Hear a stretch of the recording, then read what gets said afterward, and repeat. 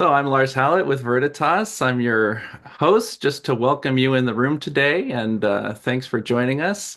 This is a webinar presented for the Labyrinths and Higher Education Initiative, which is presented by Veriditas. And we have our partners in the Labyrinth Society and the Legacy Labyrinth Project who are here to share about World Labyrinth Day, which is an annual event, and especially with the idea of honoring and participating in World Labyrinth Day on campus. And we realize that for some schools, the year may be winding up, or already you may already be in the summer session by the time the first Saturday in May comes around. So this may also spur other ideas for an Earth Day event, or creating a program as part of another, yearly event. And you can certainly join in the spirit of World Labyrinth Day, even if you're not participating on that exact day. All right, so I'm going to turn it over to Chris Katzenmeyer, Carmel Stabley, and Susie Leeper to begin our presentation. Thanks. Hi, everybody. Susie Leeper here. I'm zooming in, and I have a very unstable connection. I'm in Mexico at this time. I appreciate everybody coming. And the first thing that we were going to talk about just briefly was, since most of you know about World Labyrinth Day, you may not know about the history of World Labyrinth Day. World Labyrinth Day was first suggested at a board meeting for the Labyrinth Society back in 2008, with the suggestion that we should all walk as one at one. And then the first actual World Labyrinth Day was on on May 2nd, 2009. And the very first walk was at Bay of Plenty around the world. There were even 2 temporary labyrinths created to grow. ALN, the Australian Labyrinth Network, joined as a partner in 2019 to bring resources for World Labyrinth Day in schools, which has now been updated to World Labyrinth Day in educational settings to broaden out to colleges and universities, higher ed.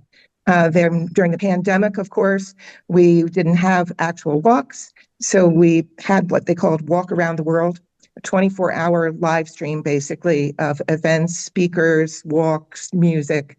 It was a wonderful thing. And it's continued to grow. This last year, we had over 400 events in 6 continents, still working on Antarctica, if anybody can help me with a researcher down there. And then in 2021, we brought on more partners, Veriditas and Legacy Labyrinth Project. The Legacy Labyrinth Project has done a 3-year period of research called The Big Connection, and you'll hear more about that later in this presentation. And I'll turn it over to Carmel now to talk a little bit about Walk as One at One. Well, thank you, Susie. I'm Carmel Stabley. I'm your Vice President of TLS, and I have the honor of serving as co-coordinator along with Susie on the World Labyrinth Day Committee. So before Chris Katzenmeyer talks a little bit more about the importance of collective power and intention, I just wanted to go over the actual intention for the day of the walk, which is really simple. As Susie said, back in 2008, the board of TLS came together and said, let's call it Walk as One at 1 o'clock. So what that means is each person is walking at 1 o'clock in their time zone, for peace, planetary healing, for celebrating, labyrinths and the symbol for the journey of life. And if you could just imagine as you walk, receiving that energy from the previous walk into your 1 o'clock zone, and then passing it on to the next 1 o'clock zone. So we're going to be tracking all of the events that we have across the world per time zone. So it'll be starting over in Australia And that wave will be rolling across Asia, across Europe, across Africa. It'll go across the Atlantic and we'll catch it here in the US and in South America and finally send it on to Hawaii. So that's what we want you to join in. That rolling ripple effect, that butterfly effect, if you will, joining us with that intention to walk as one in solidarity, for whatever's on your heart that day, peace, planetary healing, celebration of life. So with that, I'm going to ask Chris to go ahead and go a little deeper into what it means to walk with intention. Thank you, Chris. Thank you, Carmel. Good morning, everybody. I'm Chris Katzenmeyer, Executive Director of the Legacy Labyrinth Project. I'm thrilled to be here because I think labyrinths and higher education are good partners. And we'll talk more about why I think that. But I also think that every campus should have a labyrinth. So that kind of gives you a perspective of why I love labyrinths and why I think everybody else should love labyrinths. So when Carmel said that the intention is walk as one at one, those of you who are familiar with labyrinths, you know that there's many ways to walk a labyrinth, many ways to walk a labyrinth. Walking with an intention is just one way to do that. And we've had the great honor and pleasure to be researching that for the last 5 years. So I will get more to that in just a little bit. But I think the bottom line of walking with an intention is collectively, meaning all of us on World Labyrinth Day, this makes the intention more powerful, makes it more energy efficient, so to speak. I would suggest, and is when you do this intention, that you feel the feeling of peace and feel the energy of the peace for wherever or whomever when you walk on World Labyrinth Day.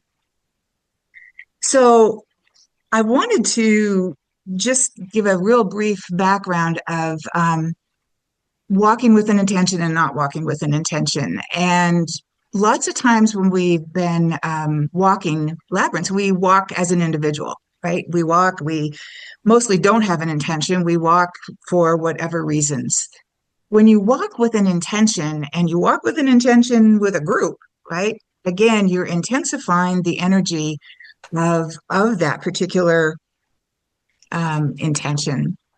And so we've been super duper committed to finding out what happens when a group walks with an intention, with a heart-centeredness, and releases it in the middle of the labyrinth.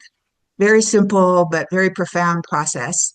And we are blown away by what we've been finding. And again, I'll explain that in just a little bit. But just to give a clarification of what is a intention, it's the collective power of intention. It aligns the body's attention, values, and transforms all of that awareness into wiser, more compassionate action. So that's exactly why I think all campuses should have a labyrinth.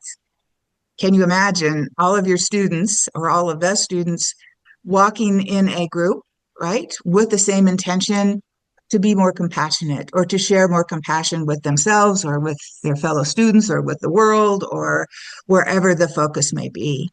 I can also imagine, because I've seen it, so I guess it's not imagining, students that are full of anxiety, maybe for tests, coming up or finals coming up, walking a labyrinth with some friends to just calm down with maybe an intention of just to relax is very powerful and very, very effective. And I'll talk more about that in just a minute. But a lot of you have possibly, hopefully, maybe been following the Bunks for Peace, Walk for Peace. Can I just see a hands up if you've been following or know about them? Awesome. Well, it's very, very much about what we're talking about. They are embodying, because they're walking, they are embodying their intention of peace and kindness, compassion.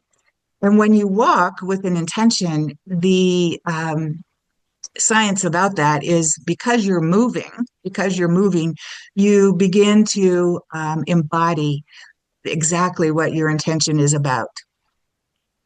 And the simple fact of walking together slowly, like on a labyrinth, intentionally, becomes a radical civic act. And if you don't believe that, just watch these monks on the videos, and they are drawing thousands of people. I watched it last night, and oh my gosh, in the dead of night, and it was super duper cold, and they had hundreds of people coming to see them. So you can't deny the power of this. And you can't deny the power of all of this for yourself and for a group that you walk with. The very interesting part that we've been finding is that collective intentions, such as walk as one at one, is non-local, which means it can be in Ohio, it can be in, just like Carmel said, it can be in New York, it can be in, Bangladesh. It's this kind of walking labyrinths with intentions in heart-centeredness as a collective is felt in other parts other than where you are in that moment doing it. So when people share the same intention, they can influence group outcomes through shared focus and alignment, even when they're not physically together. And this is all about what World Labyrinth Day is about. And as Carmel said, there's a wave. I imagine it to be a wave, but I think from what we've been finding, sometimes it's like you can feel it all at once, or the whole world at once, or possibly even a little bit later, you can feel the connectedness of it. So this is why I think it's great for campuses. When you integrate labyrinth walking into campus life, it can advance social responsibility by transforming reflection into informed, nonviolent civic action. And I have a dear friend who works at Rutgers University, and she is starting to do labyrinth walking with students and student groups. And the one that she's most interested in getting this to them is the students, the Israeli students and the Palestinian students. They have been in conflict for quite a while. And what she's envisioning and hoping is that she can just get them to walk together, not with an intention, not with anything fancy, but just to be on the labyrinth together walking, which again can be very, very powerful. So, but again, I just fully endorse not just World Labyrinth Day, but all of students walking together with an intention. And I hope to see you do that, if you will, or I hope to see you at World Labyrinth Day actually too. So back Thank to you, Chris. you, Carmel. I just think that is absolutely beautifully put. And thank you for your most needed work that you do with the Labyrinth Activist Network as well. I'm a member of LAND, and it's my home away from home. Thank you so much for the work that you do. And I hope all of you have been on this dedicated website, worldlabyrinthday.org. And yes, you have to type it all out. There's a lot of stuff on here, but I'm just going to touch on what's kind of new this year. So I'm going to go under resources. I will let you know there's some new stuff under PR materials, but I'm going to go right to planning tools. And I wanted to let you know that we have created, here it is, it's coming up. So there's a lovely land acknowledgement. A lot of our facilitators were asking for something like that. I think it's a good practice. And I will say that I collaborated with one of our TLS members from ALN to do this. Her name is Tricia Welsh. Her and I did this together. So anyway, that's there for you. Let me go back. And just real quick mentioning that there's a new timeline on there. There are tips for putting together World Labyrinth Day events. There's even a video, so you can tip into that a little bit. I wanted to do just a quick preview of our World Labyrinth Day workshops. We do these leading up to World Labyrinth Day. We call them the pre-World Labyrinth Day events. And the very next one has something to do with education, with ALN doing exquisite work with educational tools for K through 12. And that's coming up this weekend, and it's entitled Growing Seed Patterns into Pathways. You really need to log in to what they're doing and take a look at their materials, because they can be adapted for adult work very easily. So I just wanted to give a little shout out about that. One thing that is kind of new and nifty this year, I'm going to go ahead and show you a little bit about it, is Maya Scott, myself, and another beautiful woman by the name of Dr. Liz Phillips put together two really short, they're less than an hour, maybe about a half hour-ish videos having to do with accessibility. And there's a two-part series. The first one is called From Analog to AI, Labyrinths Through the Blind Experience. And the second one is called Building Accessibility and Inclusion into Labyrinth Experiences. I'm going to play a short little clip from the second series, including accessibility and building it into your events and what have you, just to give you like a little taste of what these videos are about. So let's just see. I think I have it queued up. And Maya, what's the difference between an accessible walk and a fully inclusive walk for the sight impaired? There's a wonderful saying that is really moving to me, and I think defines this beautifully, said by activist Verna Myers. And she says, an accessibility is being invited to the party. Inclusion is being asked to dance. So think about the idea of going to a labyrinth walk as a person with a disability, or even as someone who speaks a different language. And the person comes up and says, welcome, come over here and sit down. I have something that you can use while the rest of us do our thing in the middle. Maybe that's that finger labyrinth that is your accessibility tool. It's great. Glad you have it. But it definitely puts somebody to the side. Same thing with we have our basics in Spanish, and we hope you enjoy the presentation. Maybe someone can tell you about it later who speaks Spanish.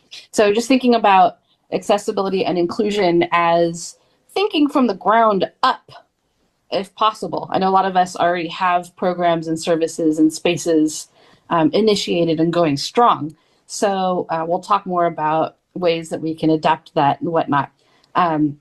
Meanwhile, look at universal design and the ability to make something that is useful for everybody, not just the one blind person or wheelchair user or different, someone who speaks a different language or whatnot. Thank And you. I just wanted to chime in really quickly and say that when you make labyrinth spaces accessible for people with disabilities, including people who are blind or low vision, you're making them more accessible for everybody. So, think about the tactile bumps on a ramp. Those help not just people who are blind or low vision cross the street, but they help people in wheelchairs. They help people with strollers, with children. So when you think about universal design and you're starting to create a labyrinth program or a new labyrinth build, making sure that accessibility is built in from the very start will not only make your labyrinth inclusive, but will also improve the experience for everyone who walks that labyrinth in the future. I want you all to know that those videos can be found on the website. If you, again, go to resources and drop down to accessibility and inclusion, I'll just show you real quick. You can grab those. You can grab those, both of those, and take a look and maybe share them.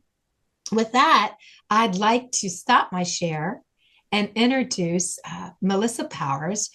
She's a TLS chairperson for our research and education, and doing a lovely work on her campus. So where's she at? There she is. Hi, Melissa. Go ahead. Take the mic. Hi. Thank you, Carmel. Well, welcome everyone, and thank you so much for the opportunity to share about a week of events that I and some colleagues did on our campus. I am a faculty member at the University of Central Oklahoma. We are fortunate that labyrinths have been on our campus for many years, decades at this point. I think it was about 2003 that maybe labyrinths were introduced on our campus. We have had a permanent outdoor labyrinth, which you can see in this photo, since 2013. And we've had a second indoor labyrinth for almost 4 years now in our teaching gymnasium on the floor of that gym. So we have a strong history with labyrinths. We have a strong network of people who work with labyrinths and are able to put on some events around the labyrinth. So let me share with you what we did last year. And I say we, and this is not only a labyrinth event, actually we called it Mindful Bookends because we started with World Tai Chi Qigong Day, which is the last Saturday of April, and did a week of events ending with World Labyrinth Day, the first Saturday in May. You can see all the events that we did. I'm not going to take time today to talk about each of those, but you can see we have a variety of things, including 3 labyrinth walks throughout the week. One of the things I am not good at is getting pictures of events, but I did snap a few of 2 of the events. So what you can see on this slide is our World Labyrinth Day walk. That was a community walk. And then also our World Tai Chi Day, Tai Chi. This event had to be moved inside into our indoor labyrinth in the gym because there was a thunderstorm rolling through as we were all doing our Tai Chi. It was really kind of a really neat experience. So I was asked to talk about planning, engagement, and outcomes, but I wanted to show you what we did first, and then I'll talk a little bit about how we got there. So in terms of planning, I'm going to go back a few years for planning because I think it's important to always think about what you're able to do. So some of us have a strong team that we can work with and we can do a week of events. Everybody has another job on their campus, right? You're not hired to coordinate labyrinth events, or if you are, that's wonderful. That's exciting for you. So sometimes it can be hard to figure out what am I able to do? So what I like to tell people to do is be consistent, but also find balance. So figure out what you and your team are able to do and consistently do that. So for many years, we've had a World Labyrinth Day walk at 1, and then several years we've had one on Friday too for World Labyrinth Day in educational settings. A few years ago, I think it was 2023, I decided that I could tackle a week-long event pretty much by myself. I had a little bit of help with this, but I pretty much did this week of events by myself. And I put this here just to be able to say, I got this one wrong. It was too much for me. I took on too much doing a whole week by myself. But I think this laid the groundwork for doing a week with a group of other people 2 years later. The second thing in terms of planning is to build connections on your campus. So that might be with the library. It might be with other faculty, if you're faculty. It might be with the counseling center. Find those other people on campus that have common interest and start to build those connections so that you're not doing the work alone. And then also, I would encourage you to use your campus resources. One of the amazing things about being on a college campus is there's a lot of expertise in a lot of things at our fingertips. And so, for example, in my college, we have a public relations person. I couldn't create a flyer like this to advertise my World Labyrinth Day event, but she can. And she has the connections then to advertise that for me. You might also have the resource of space. You might have architect and design services and or faculty if you need that. The facilities people on campus. So every campus is a little bit different, but use those resources to help with planning. So let me tell you a little bit about how we went from this week that was too much for me to a week that was really a collaborative effort. So about the same time, about 2023, I was doing every Monday a Mindful Movement Monday with my colleague Ed Cunliffe, who I believe is on the webinar today. And we were doing Tai Chi and walking the labyrinth on Mondays.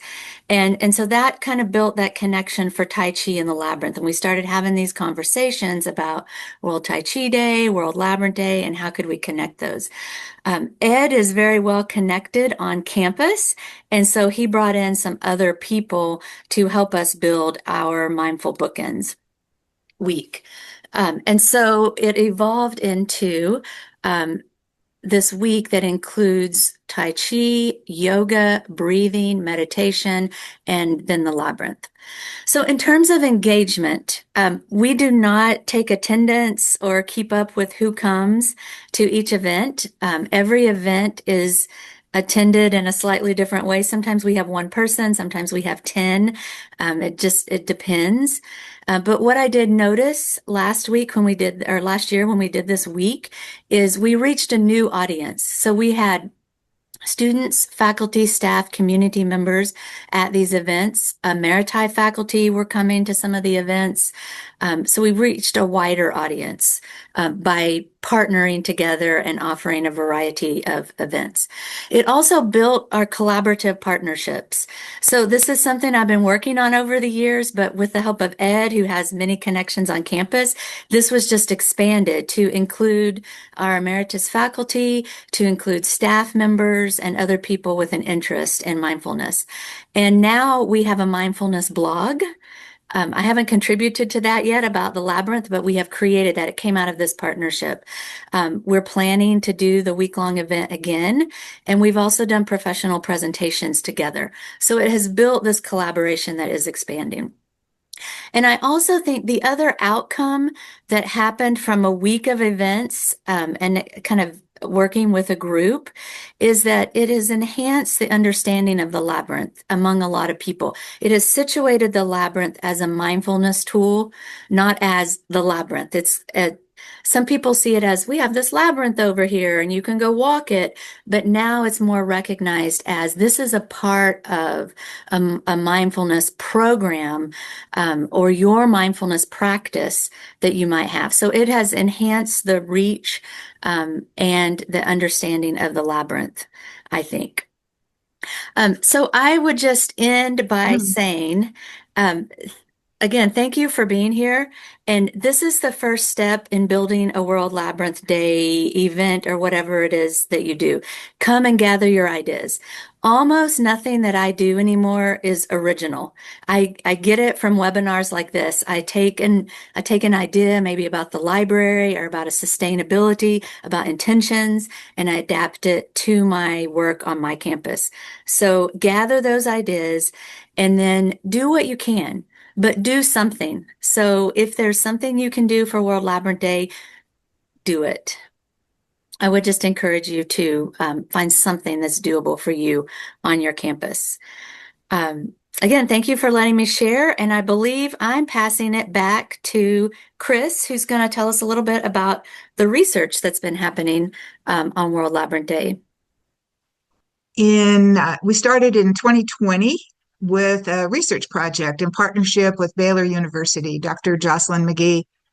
And we did research on World Labyrinth Day on 2020, 2021, 2022. And in those three studies, we had 1,231 people walk with an intention. The really exciting part about this is we got to have this many people participate, and maybe some of you participated, and I thank you very much. But let's go to the next slide, and I'll be brief about what we found. These are the three statistically significant findings.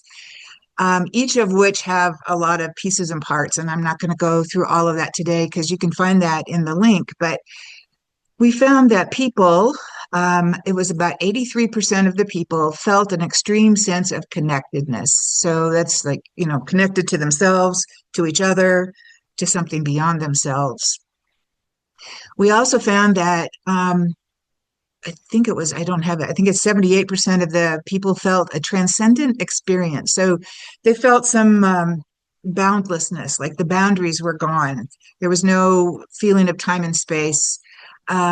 This was one of the ultimacy is one of, you're feeling that this is the ultimate of your highest values that you are participating in as you walk a labyrinth. And I would say probably 98%, or a very, very large percent, felt positive emotions. So if you can connect that to your students or to the staff and students of where you are, this is pretty good stuff. The thing that really moved us was the last one, insights for compassion and compassionate action. So much so that we went on to do 2 more studies, and we gave it a name. We gave it the name of contemplative labyrinth activism. And it's a phrase that we have coined, and we have been using it ever since. And I just want to be able to share with you that the process of doing contemplative labyrinth activism is very simple. And the first step is you get your group together. You do what we call a heart-brain meditation. You can do a prayer. You can do whatever you feel is bringing the hearts of your group together. You want to activate the heart energy. Then you want to say the intention again, whatever your intention is. And on World Labyrinth Day, it would be walk as one. And then you individually walk into the labyrinth. And when you get to the middle, you feel the energy of that intention as it would feel if it was manifested, as it manifests. So what does peace feel like to you? What does oneness feel like to you? And when you get in touch or embody with that feeling, you let it go. And then you walk out of the labyrinth open to whatever is there to receive.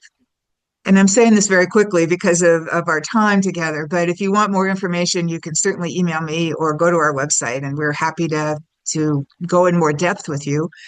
But through that easy process, very simple but profound process, were where we got the results that I just showed you.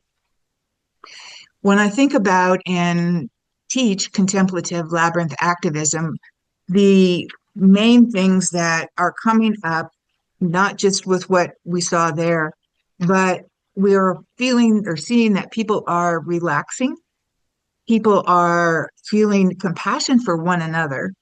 And the last 2 studies that we did that I don't have the results to show you today, but we did a study right before the election last year, right before, the presidential election. We did this process for each week for 4 weeks, and with about 90 people. And the results of that were people started to feel more compassion for each other. It was a very tense time. We were very nervous about who would win the race, the presidential race. And we found that this particular process of walking with a heart-centered intention and walked with the same intention of peaceful and free elections really helped to calm everybody down and to be able to get more centered about what was happening or about to happen. I really want to invite you, if you want to practice this practice, we practice every month, and it's free, and it's called the Labyrinth Activist Network. And if you want to go to our website, I'll put it in the chat, you can join us. And we actually do this practice. We do the intention, we do the heart-centered meditation, and it's really a learning experience for us all. And it's free, and we would love to have you. The more people that participate, again, is more energy, more power, and the power of the collective. And you'll start to see when you walk together as a group with an intention over a period of time, right? Over a period of time, even if it's a different intention, there's certain elements that start to rise in the group.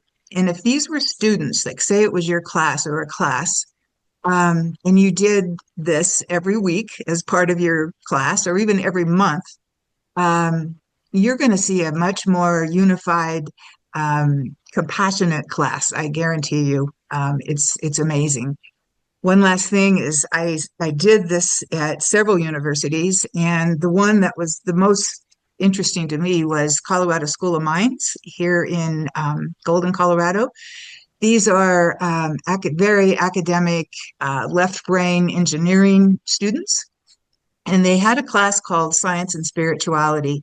And I was invited to teach the labyrinth and do this practice with them. And I'll tell you, these were all very left brain kids, and they went right to their heart and walked this labyrinth. And when we had the discussion afterwards, I have to say and want to say that these kids got it. They got it. They went to their hearts. They felt the power of the labyrinth and how it helped them to relax. It helped them also to feel the energy of their classmates too, which, sometimes you just don't get that opportunity. You come into class and then you leave. But this really brought them together. And some of their insights as they walked were amazing. So it's not restricted, walking with an intention to any group. It's any group that can do this practice. So come and walk with us monthly if you want to. And I'm really happy to be able to share this information, because right now in our time together in this world, walking as a collective for peace is probably one of the better things that we can do. So thank you. All right. Thank you so much. That's very inspiring. So I'm going to share a video from a previous webinar here at the Higher Education Initiative. We've been hosting other programs, and we have a really good excerpt from an interview with Twyla Alexander, and she's going to talk about how she engaged the librarians on her campus to help support the awareness about labyrinths and World Labyrinth Day. So here we go. I began making connections with the Hendricks staff about 5 years ago.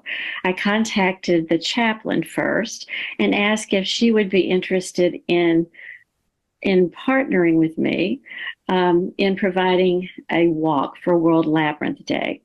She was very enthusiastic about that, and we worked together for 3 years prior to COVID, and held this World Labyrinth Day walk or event. That first year after I contacted her, I also contacted Britt Murphy, who is the head librarian at the library there at Hendricks, and asked her if she and her librarians would meet with me and brainstorm ideas of possibly having an event there at the library prior to World Labyrinth Day to invite campus people, community people, to find out about the labyrinth and invite them to walk with us on the first Saturday in May. And so she agreed to having a meeting. And just to give you a little context here, you'll see a picture of Bailey Library on the Hendricks campus. And this is a picture of Britt Murphy on the left and two of her just amazing librarians. As you walk in the door at the Hendricks Library, prior to World Labyrinth Day and about a week after, you will see an interactive display, which the librarians created. Now, I provided them with some materials from Veriditas, such as handouts about what is a labyrinth, how do you walk it, and another one about how to draw a 7-circuit labyrinth. But the rest of this is totally their creative ideas. As you'll see, they made a labyrinth out of little rocks and shells in sand that students can take a pencil and, or the finger, and they can go through. There's one in the back with a string of beads with instructions on how to create a labyrinth. There's one on the right that is an ink block or wood block that you can rub with ink and then transfer it to paper, and then the student can, take their own labyrinth with them. And you'll see a poster in the back about announcing the labyrinth presentation in the library. And I'll get back to that in just a minute. But the next slide, Lars, if you could show that for us. This is a display that they created. You go into the library, you see that main display, and then to the right on a counter, they have put a selection of books that they carry in the library about labyrinths. So you'll see a couple of Lauren Artras's books, and my book is there. And then I contributed a couple of books that had a lot of photos about labyrinths. And in the back, you'll notice there's a big blown up poster of the state of Arkansas. And in certain locations, you'll see a shark labyrinth that's been placed on there. And then there's a key to the right that highlights where those labyrinths are located. Again, all of this librarian generated. And to the left, there you can put some clay together and create a mold for a labyrinth. Again, all of their wonderful ideas. There's the poster. I think it's called Learning About Labyrinths with Twyla Alexander. And so we had an hour set aside. They put out the information on their website, and this poster was put up all over campus. I presented information about labyrinths. We had a wonderful cross-section of students, community members, and it just so happened that a member of the board of trustees of the Hendricks College was walking through the student union and saw one of the posters and decided to come over to the library and listen to the presentation. And he came up to me afterwards and said, I had no idea that Hendricks had a labyrinth. I did not know what a labyrinth was. And so that really helped me even realize how much education and ongoing education we need to do for people in the college and university community. And then after the presentation, we had some questions and answers, but the literal icing on the cake was, and there you go. One of the librarians baked a cake, iced it, and then created this wonderful design of a labyrinth on top of it. And that was the centerpiece of this beautiful display of this, plus the punch, napkins, paper plates. And so people were welcomed into that space. There was a lot of mingling, a lot of talk about labyrinths. And again, it was from the enthusiasm that was generated by the librarians themselves. So my bottom line to you is librarians are our friends, and contact them and make connections and relationships with them, because they can get out information and be that kind of hub of a place that labyrinths can be highlighted.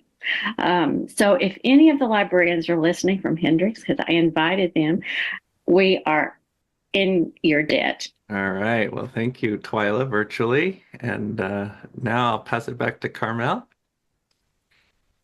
Hi, Lars. I just wanted to pass it to Susie if she's available.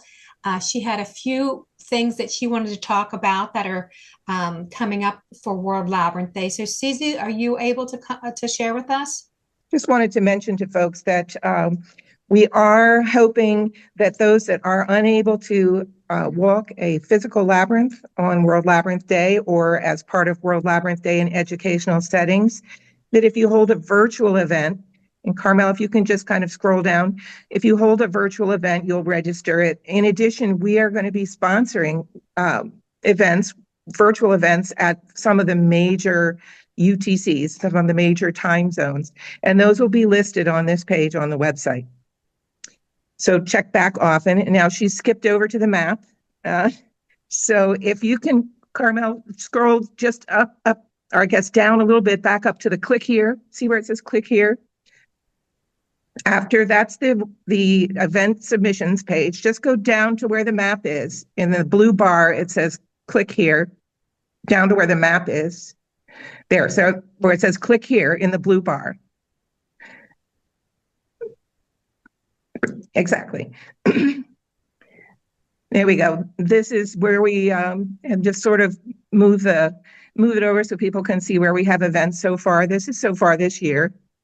We have events scheduled, and we have a virtual event in Australia, which you don't see in this.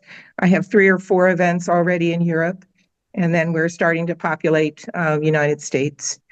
They come in gradually in January and then more and more. With respect to higher education and colleges and universities, we've already heard folks speak to the fact that, higher ed isn't just about students. Higher ed also means faculty and staff, and even the town and gown relationships. And early May especially, is particularly difficult for many higher education facilities because of either beginning or ending of finals or graduation being scheduled or other special events that are in their calendar. And we do want you to know that World Labyrinth Day doesn't have to be some wonderful, massive event. That if you have a labyrinth on your campus, it's possible to coordinate something to happen on World Labyrinth Day or in the days leading up to World Labyrinth Day, where you walk with the intention for peace. It can be to settle your finals nerves, as was mentioned by Melissa, or to provide some relief after finals, that big sigh of relief. And as a transition period during graduation, it really does have an opportunity in many spots of higher ed. If you actually have a labyrinth on campus and you don't have the means to promote, you could just make a simple notice in the newsletter or weekly, some sort of on the bulletin boards and things like that people see about World Labyrinth Day. And if only a few people come, at least it's a start. Like Melissa said, you need to be consistent. So there's no special programming required on the day. It just needs to be people walking with the attention between 1 o'clock in that time in your time zone. If you live near a public labyrinth, if you're not part of faculty, student, or others, and you live near a public labyrinth that's on a college campus, invite some of your friends and just go. Even if they don't have an event listed. If it's public, you can go and walk at one. You don't have to do any promotion at all. And if you actually do participate and you are part of a higher ed campus, or if you participate as a non-higher ed person on a labyrinth on a higher ed campus, I encourage you to either register the fact that you're going to by submitting an event, or afterwards, if you've done it and you didn't register, that's fine. Complete our evaluation, tell us about your event, and submit a photo for our montage. And just really, it's a wonderful opportunity to blend all the folks that are involved in your higher ed community together, walking as one for peace.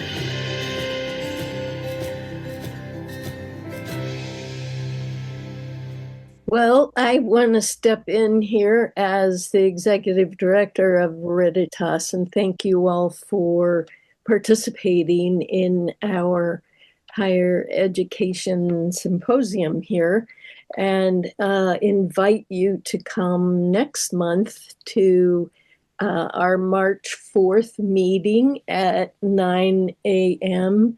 And we will stay just to an hour and be spending more time in breakout groups so you can network with each other.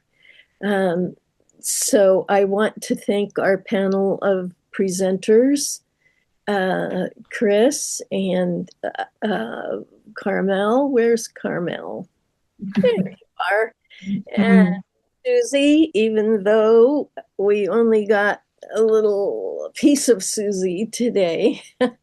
And thanks to Lars for hosting and Melissa for sharing all the activity at University of Central Oklahoma. Join us. We meet the first Wednesday of the month at 9, and we have been putting on webinars and doing meetup networking, and hope you appreciated the presentations today as much as I did. Thank you. Thanks for having us, Dawn. You're the best. Thanks, Don. Yeah, thanks Good to everyone see for you. joining us today. Thanks, Lars. Be Thanks, well. Lars. Peace on your path. See y'all. Bye-bye now. Bye. Bye.